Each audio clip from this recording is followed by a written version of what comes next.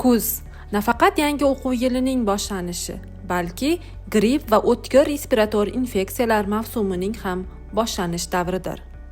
Bolalar maktabga qaytib bir-biri bilan ko'p muloqotda bo'ladilar. Ob-havo sovib boradi. Kunlar qisqaradi.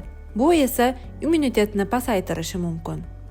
Shuning uchun virusli kasalliklarning oldini olish juda muhim. Viruslardan himoyalanish uchun nima qilish kerak? Ko'chadan kelganda, jamoat transportidan keyin va ovqatlanishdan oldin qo'llarni sovun bilan yuvish lozim. Qo'l yuvish vaqti kamida 20 soniya bo'lishi kerak. Agar sovun bo'lmasa, antiseptik vositalaridan foydalaning. Yuzni iflos qo'llar bilan ushlamaslik kerak. Bu virus tushishi uchun eng qisqa yo'ldir. Mutaxassislar burunni va tomoqni tuzli eritma bilan kuniga 3 marta chayishni tavsiya etishadi.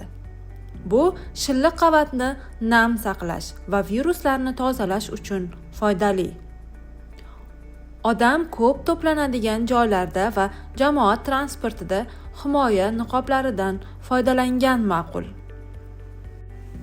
Immunitetni mustahkamlash.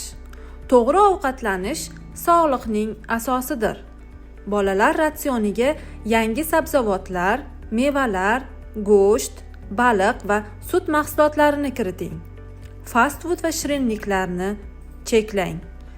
Doimiy ravishda ochiq havoda sayr qilish, jismoniy mashqlar va sport bilan shug'ullanish sog'liqni saqlashga yordam beradi.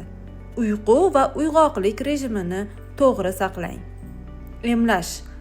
Har yili grippga qarshi emlash kasallikdan himoyalanishning eng ishonchli usulidir. Emlash orqali kasal bo'lish xavfi ancha kamayadi. Agar sizda kasallikning birinchi belgilari paydo bo'lsa, shifokorga murojaat qiling va uning tavsiyasi asosida davolaning.